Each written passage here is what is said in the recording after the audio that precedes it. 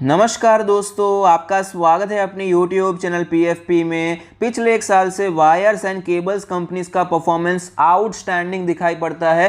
पूरा सेक्टर ही हमें भागता हुआ नजर आता है, चाहे वो स्मॉल कैप हो, मिड कैप हो या फिर लार्ज कैप हो। इसके रीजंस के बारे में बात करें तो सबसे पहला रीजन ये है कि कोविड की वजह से सप्लाई चेन पर बहुत बुरा इंपैक्ट पड़ा था, लेकिन एक्सपेक्टेड है कि आगे जाकर सप्लाई चेन इंप्रूव होगी, स्टेबलाइज होगी। ये तो एक छोटा सा रीजन हो गया। सबसे बड़ा रीजन यह है कि इंफ्रास्ट्रक्चर में आपको जोर नजर आता है। इंफ्रास्ट्रक्चर के कई सारे प्रोजेक्ट्स आपको नजर आते हैं। ओवरऑल डिमांड में बहुत ही अच्छी इंप्रूवमेंट देखने को मिली है। वायर्स और केबल्स बहुत ही ज्यादा डिमांड में दिखाई पड़ते हैं। यही वो मेन रीजन है जिसके कारण पूरा सेक्टर हमें बूमिंग नजर आता है और यहां पर हमने निवेश भी किया है। लार्ज कैप की बात करें तो हैवेल्स में रिसेंटली कुछ महीनों पहले 1200 के आसपास निवेश किया था। स्मॉल कैप के बारे में बात करें तो KEI इंडस्ट्री में 325 पर निवेश किया था। उसके बाद इसे कवर करने का मौका नहीं मिला है। फिलहाल ये स्टॉक हमें 800 के भी ऊपर नजर आता है। और मिड कैप कैटेगरी के बारे में बात करें तो मेरा सबसे पसंदीदा share Polycab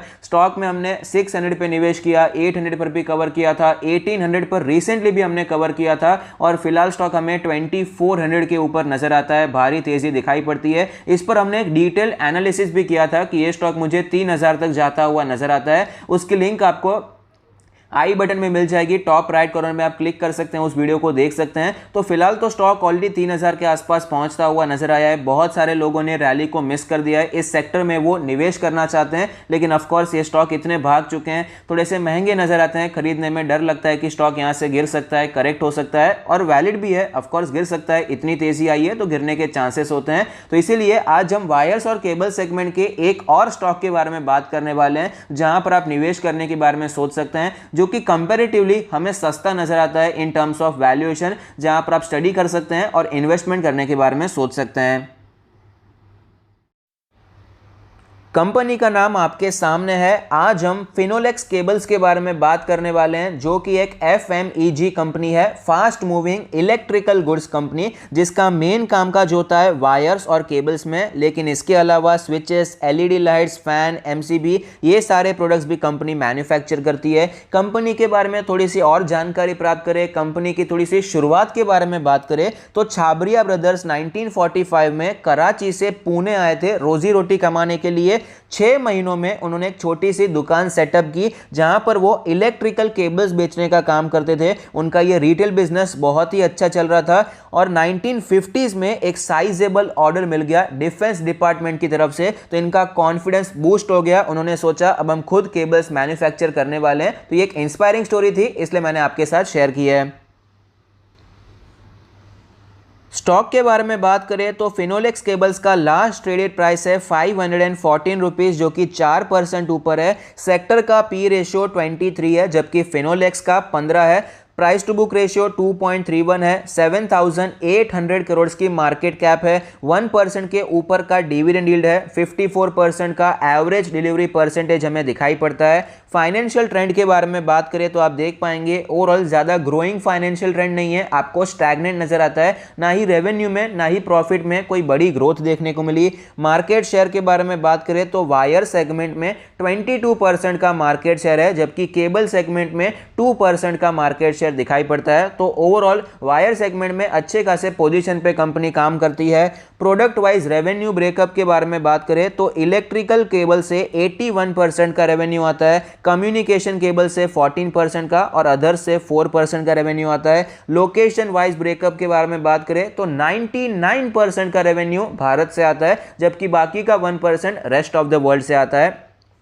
return on equity के बारे में बात करें तो लेटेस्ट रिटर्न ऑन इक्विटी 13% है। 5 ईयर का एवरेज 15% दिखाई पड़ता है।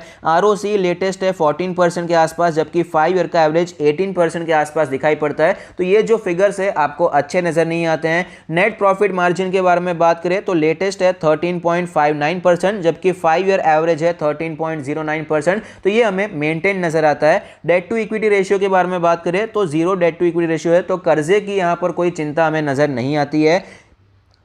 पिछले 10 सालों में हमें जो शेयर प्राइस में ग्रोथ नजर आती है उसका मेन रीजन है अर्निंग्स। हमने फिलहाल फाइनेंशियल ट्रेंड देखा, वो सिर्फ 4 सालों का था। 4 सालों में भले ही हमें कोई बड़ी ग्रोथ देखने को नहीं मिली है, लेकिन पिछले 10 सालों में कंपनी ने बहुत अच्छी ग्रोथ दिखाई है। फिलहाल 500 के आसपास चल रहा है। 10 साल पहले ये 50 रुपए के आसपास ट्रेड करता था। अर्निंग्स में भी बहुत ही अच्छी ग्रोथ देखने को मिली है, जिसके कारण ये स्टॉक भी हमें भागता हुआ नजर आया है। अच्छे मल्टी बैग रिटर्न्स हमें दिखाई पड़ते हैं। रिटर्न ऑन इक्विटी ट्रेंड के बारे में बात करें तो इसका मेन रीजन है नेट प्रॉफिट मार्जिन, जो कि फिलहाल तो हमें यहां पर मेंटेन नजर आता है। ज्यादा ग्रोथ आपको नेट प्रॉफिट मार्जिन में देखने को नहीं मिली है, और इंडस्ट्री वाइज भी इसी के आसपास आपको नेट प्रॉफिट मार्जिन दिखाई पड़ता है। Chances of aggressive revenue recognition के बारे में बात करें तो कंपनी का जो ऑपरेटिंग प्रॉफिट है वो कैश में कन्वर्ट नहीं हो पा रहा है। ये एक अच्छी बात नजर नहीं आती। ये कंपनी पर एक छोटा सा हमें यहां पर डेंट नजर आता है। स्टॉक के चार्ट पर हमें क्लियरली नजर आता है कि 550 के लेवल से स्टॉक में गिरावट देखने को मिली, 450 पर सपोर्ट लिया, उसके बाद रिकवरी देखने को मिली, और कल हमें शॉर्ट टर्म का रेजिस्टेंस टूटता हुआ नजर आया है, और आज हमें उस ब्रेकआउट की तेजी कंटिन्यू रहती हुई नजर आती है। स्टॉक अपने सारे मूविंग एवरेज के ऊपर चल रहा है। डेली RSI 60 प्लस चल रही है, तो डेली चार्ट तो स्ट्रांग नजर आता है। वीकली चार्ट भी आप देख पाएंगे काफी ज्यादा स्ट्रांग नजर आता है। अपने ट्रेंड को ये फॉलो कर रहा है। 20 वीक्स के मूविंग एवरेज पर सपोर्ट लेता है और वापस ऊपर भी जा रहा है। वीकली RSI भी 60 प्लस चल रही है, तो वीकली चार्ट पर भी आपको स्ट्रेंथ नजर आती है। मंथली चार्ट के बारे में बात करें तो 2018 के small cap mid cap crash में 750 के लेवल से स्टॉक हमें नीचे आता हुआ नजर आया, और मार्च क्रैश में 200 रुपए तक आ चुका था। उसके बाद ये स्टॉक हमें रिकवर होता हुआ नजर आया, और फिलहाल ये स्टॉक 500 रुपए के ऊपर ट्रेड कर रहा है। यहां पर टेक्निकली आपको स्ट्रेंथ नजर आती है। 20 मंथ्स का जो मूविंग एवरेज है उसने 50 मंथ्स के मूविंग एवरेज को क्रॉस कर दिया है, उसके ऊपर जाता हुआ नजर आया। सिंपल मतलब है कि टेक्निकली अभी ये मंथली चार्ट पर भी आपको स्ट्रेंथ दर्शा रहा है। RSI भी आप देख पाएंगे, मंथली RSI 60 प्लस दिखाई पड़ती है, तो टेक्निकली डेली, वीकली और मंथली चार्ट पर आपको स्ट्रेंथ नजर आती है। तो अब सवाल ये आता है कि हमें यहाँ पर निवेश करना चाहिए या नहीं करना चाहिए। तो ऑफ कोर्स यहाँ पर आप निवेश करने के बारे में सोच सकते हैं। लॉन्ग टर्म के लिए एक अच्छा स्टॉक है। करंट मार्केट प्राइस पे भी आप निवेश करने के बारे में सोच सकते हैं। अब कोई पूछेगा कि पॉलीकैब से बेहतर स्टॉक है या फिर खराब स्टॉक है, अगर दोनों में से एक स्टॉक खरीदना है, कौन सा बेहतर कंपनी है जहाँ पर हम निवेश कर सकते हैं? तो ऑफकोर्स मेरे हिसाब से मुझे पॉलीकैब कहीं ज़्यादा बेहतर कंपनी नजर आती है निवेश करने के लिए। जो उसके फंडामेंटल्स है वो मुझे बेहतर नजर आते हैं, लेकिन फिलहाल वो स्टॉक ऑलरेडी अच्छी चीज़ें फैक्टर इन करता हुआ नजर आया। 600 रुपए, 800 रुपए और लास्ट 1800 रुपए तक हमने उसे कवर किया था। तो जितनी भी पॉजिटिविटी है स्टॉक के प्राइस में आपको फैक्टर इन होती हुई नजर आती है। वैल्यूएशंस भी आपको बढ़ते हुए नजर आते हैं, जबकि फिनोलेक्स केबल्स में वैल्यूएशन आपको सस्ता नजर आता है और इसके बिजनेस फंडामेंटल्स भी आपको साउंड नजर आते हैं।